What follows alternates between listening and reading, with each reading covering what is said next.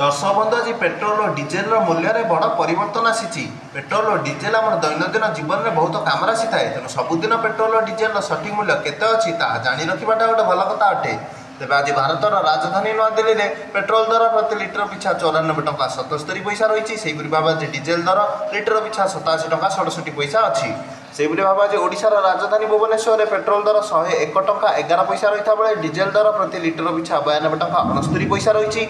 से आज मुंबई में पेट्रोल दर प्रति लिटर पिछा 103 टंका 50 पैसा होता बेले डिजेल दर प्रति लिटर पिछा 90 टंका 3 पैसा रही। से भाव आज कलिकतार पेट्रोल दर प्रति लिटर पिछा 105 टंका 41 पैसा रही बेले डिजेल दर 92 टंका 2 पैसा रही। से भाव आज चेन्नई में पेट्रोल दर 100 टंका 80 पैसा रही बेले डिजेल दर आज चेन्नई में प्रति लिटर पिछा 92 टंका 39 पैसा रही। यह आज समस्त प्रमुख सहर मानक पेट्रोल और डिजेल सठिक मूल्यटी।